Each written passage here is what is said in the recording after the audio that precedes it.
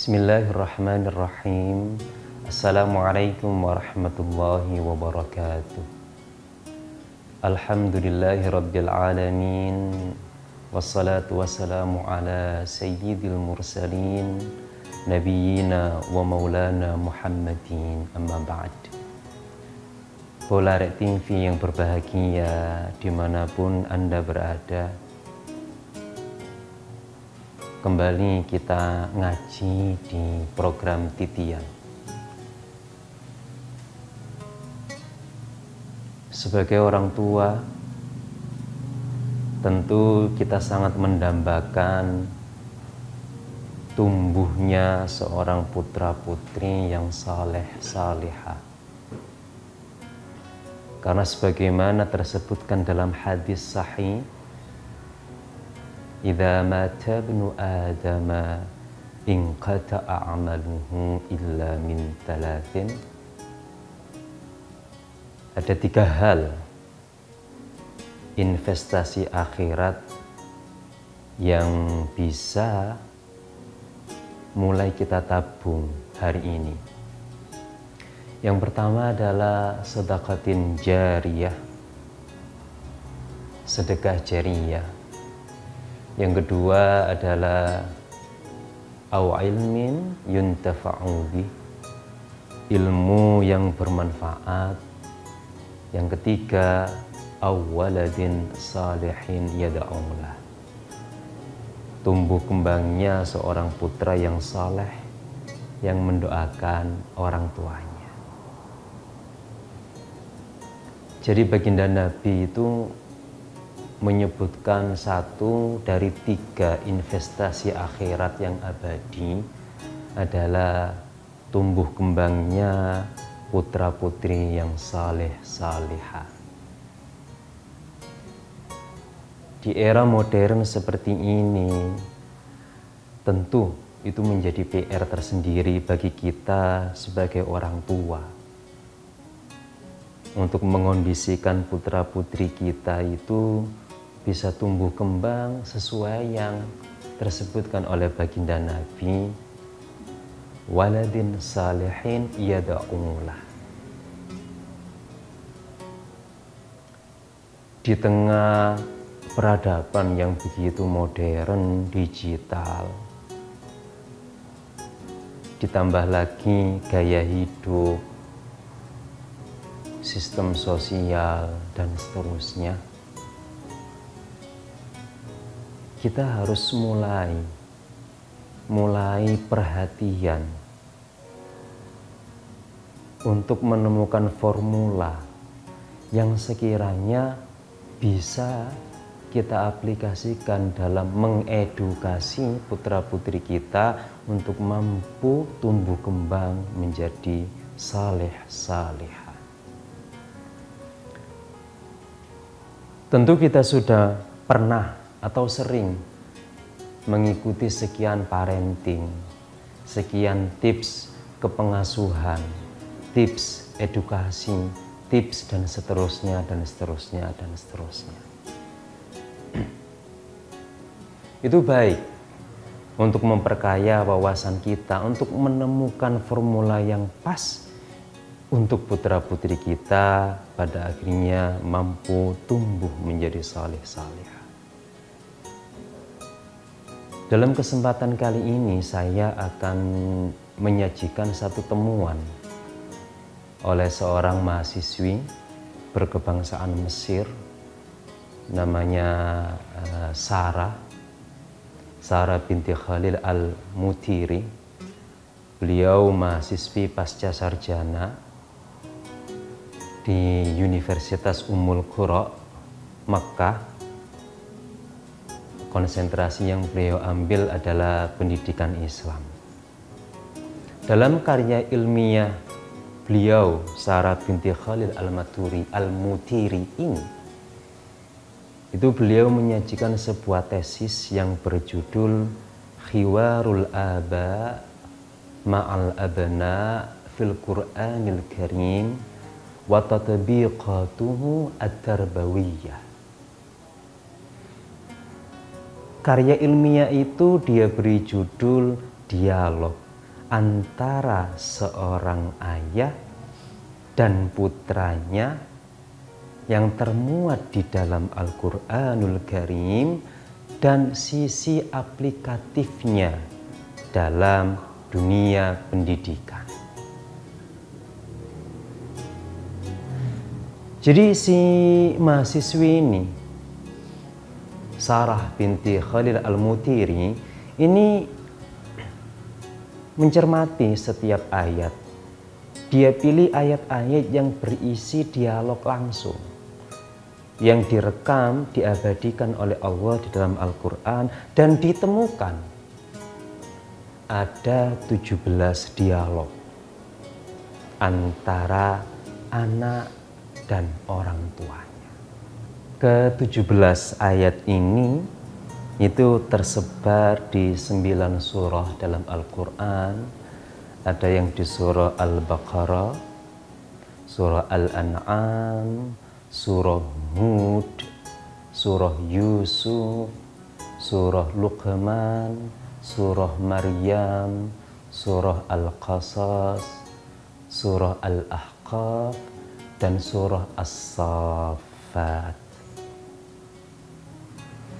Dari 17 ayat ini, itu yang menarik adalah satu ayat di surah Al-Ahqaf itu berisi dialog antara seorang anak dengan kedua orang tuanya. Kemudian di 2 surah lainnya, tadi satu surat antara anak dan kedua orang tuanya.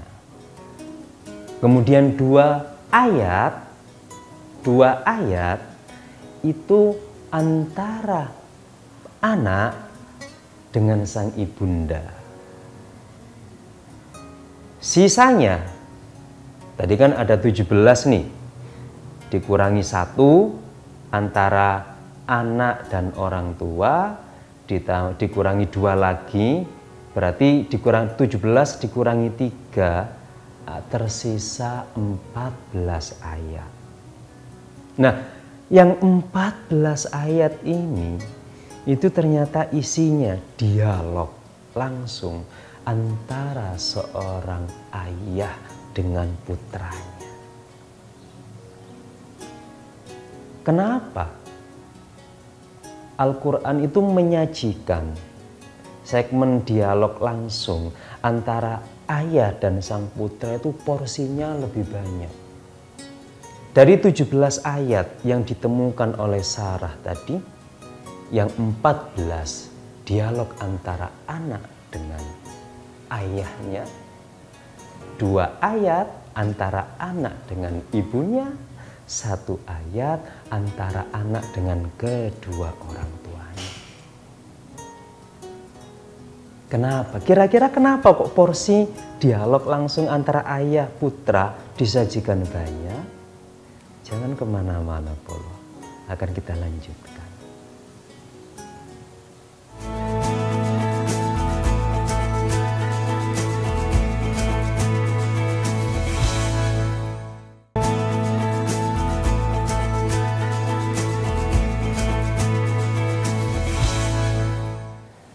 Jadi kenapa sih kok Al-Quran itu menyajikan banyak ayat berisikan dialog langsung antara seorang ayah dengan sang putra?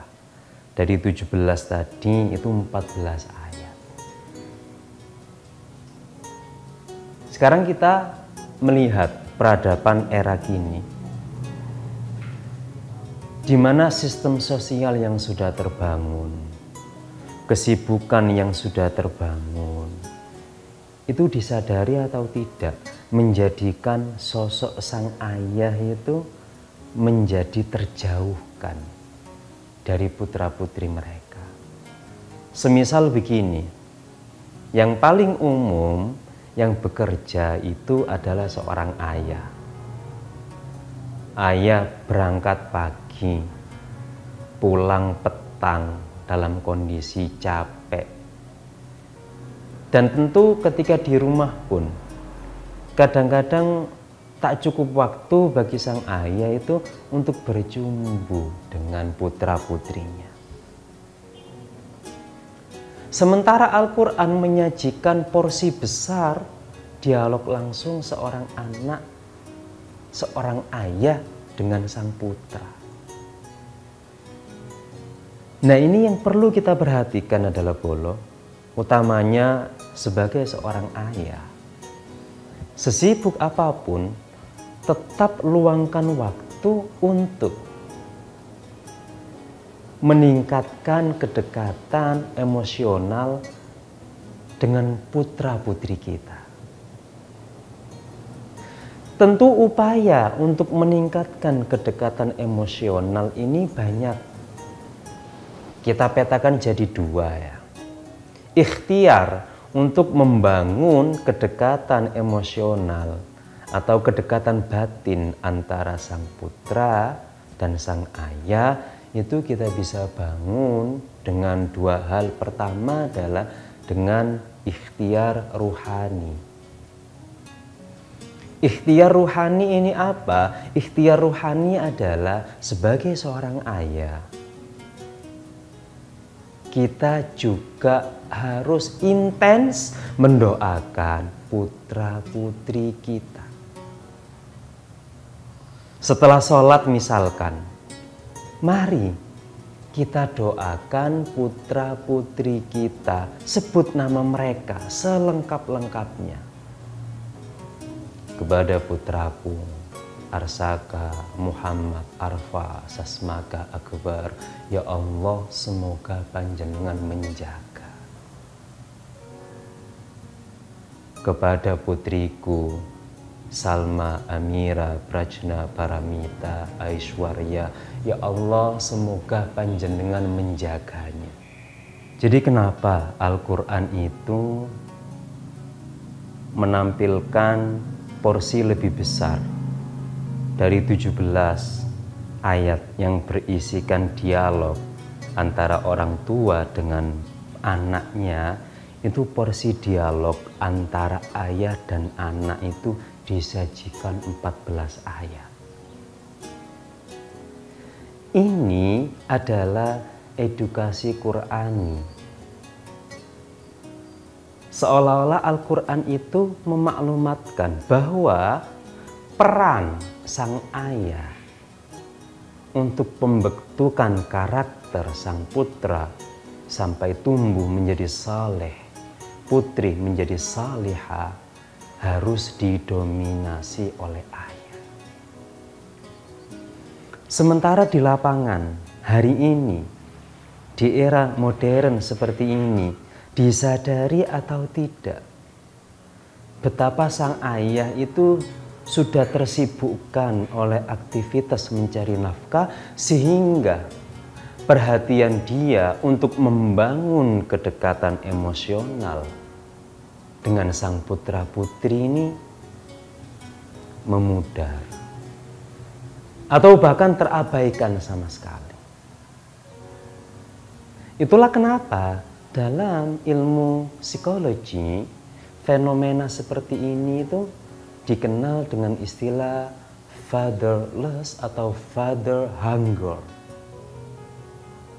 di mana seorang anak itu kehilangan sosok ayahnya.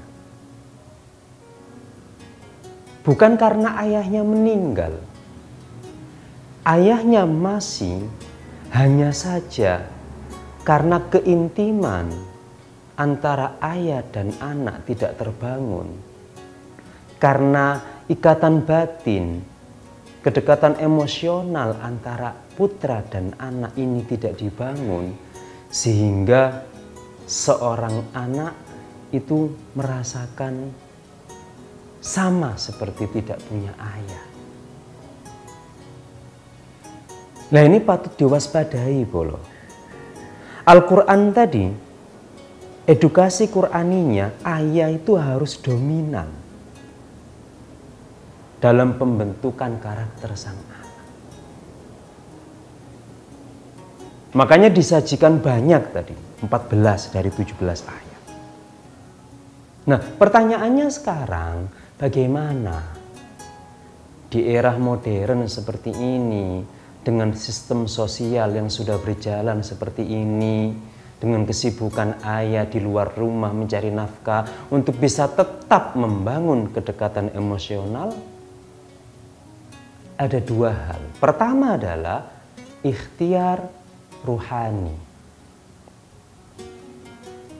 atau kita bahasakan ikhtiar batin, di mana seorang ayah harus tidak lupa untuk mendoakan seluruh putra-putrinya satu persatu di setiap ba'da sholat. Misalkan begini, setelah sholat, sebagai seorang ayah, mari kita doakan satu persatu. Ya Allah, putra saya Arsaka Muhammad Arfa Sasmaga Akbar, mudah-mudahan panjenengan jaga ya Allah. Ya Allah, putri saya Salma Amira Prajna Paramita Aishwarya, mudah-mudahan panjenengan jaga.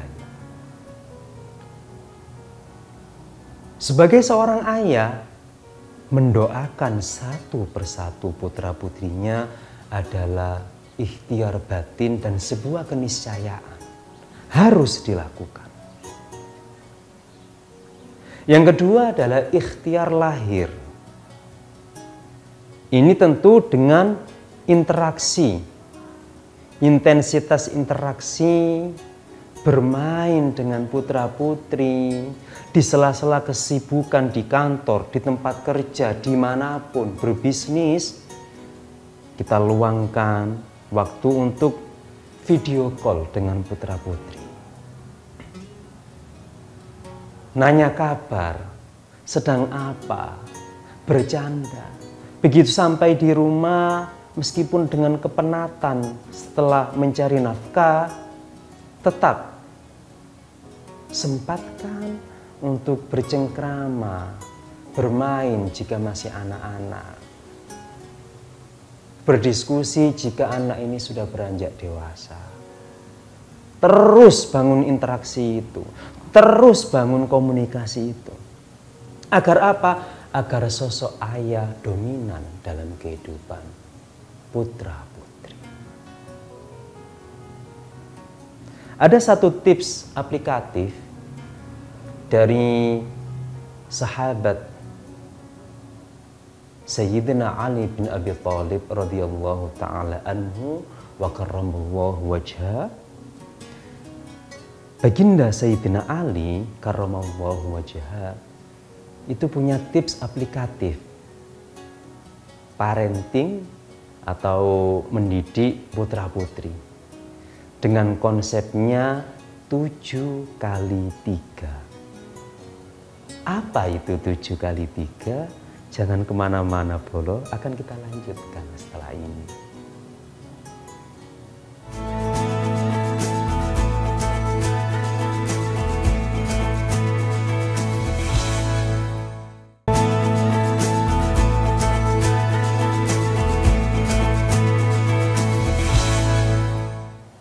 Baginda Sayyidina Ali karramallahu wajha, beliau punya tips parenting yang mudah-mudahan ini bisa menginspirasi kita dalam mengondisikan putra-putri ini menjadi pribadi yang saleh-salihah.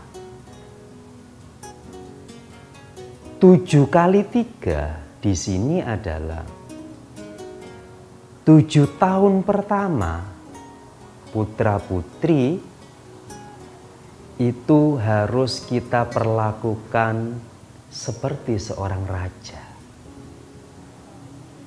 Usia 0 sampai 7 tahun kita perlakukan putra-putri sebagai seorang raja. Artinya kita bikin happy, kita ajak bermain. Jangan gengsi, jangan segan untuk melakukan hal-hal konyol dengan putra-putri kita di usia 7 tahun pertama. Dan dalam ayat-ayat tentang dialog ayah putra, itu rata-rata fokus tema atau fokus obrolan itu berkisar seputar tauhid. Maka sekalipun usia 7 tahun pertama putra-putri kita di sela-sela bermain, kita perlahan perkenalkan tentang konsep ketauhidan. Kita perkenalkan perlahan-lahan tentang sosok Allah. Kita ajak ke masjid. Mau makan misalkan. Nak, ini yang menciptakan makanan ini Allah. Sedang bermain, kita belikan mainan. Nak, ini yang membelikan mainan ini Allah. Perlahan, di tengah-tengah canda, di tengah-tengah cengkrama dengan putra-putri 7 tahun pertama itu kita sisipkan doktrin ketauhidan sekadarnya. Perlakukan sebagai raja. Dan ketika seorang anak itu bermain, Anda sedang sibuk, langsung sambut panggilan itu. Ini penting loh. Supaya nanti ketika dewasa anak itu ketika bolo panggil, yo langsung teko.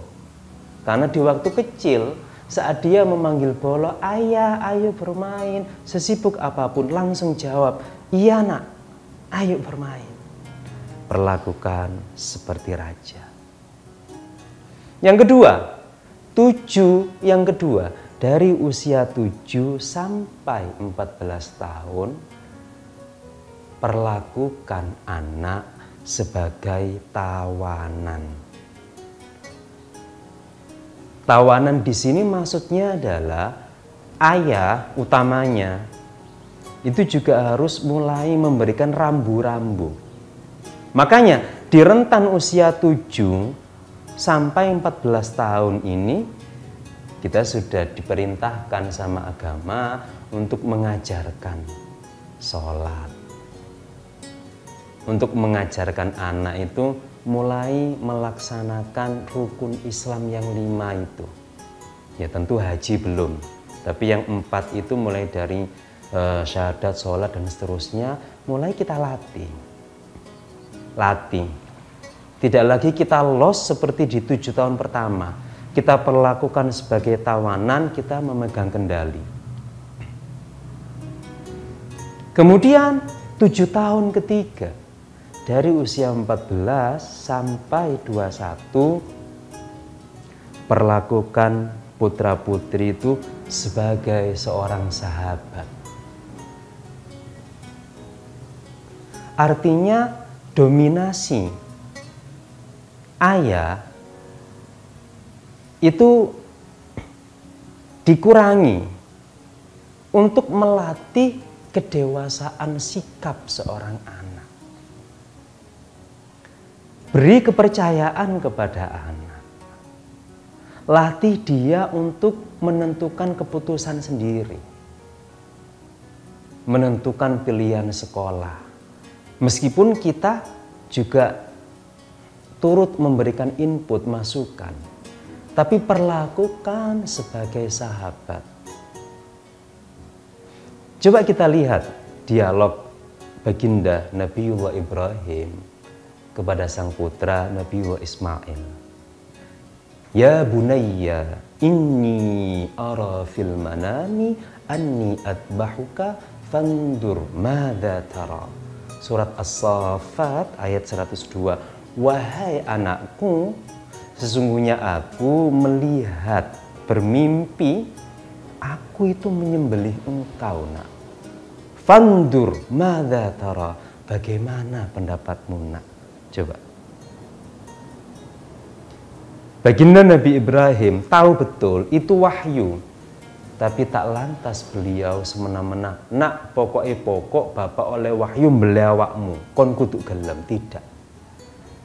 Beliau mengajarkan anak untuk mengambil putusan sendiri. Supaya apa? Supaya kedewasaan berpikir, supaya kedewasaan mental, supaya kedewasaan analisa, supaya kedewasaan sikap terbentuk sampai lepas 21 ke atas, siap anak menjadi dirinya sendiri, siaplah anak berdikari. Tidak lagi apa kata orang tua. Dia sudah matang, mapan secara emosional, secara mental, secara pengambilan sikap. Itu Bolo. 7 kali 3 parenting ala Sayyidina Ali karramallahu wajhah. Semoga bermanfaat. Terima kasih telah menyaksikan. Insya Allah jumpa kembali di episode berikutnya. Ihdinas siratal mustaqim. Wassalamualaikum warahmatullahi wabarakatuh.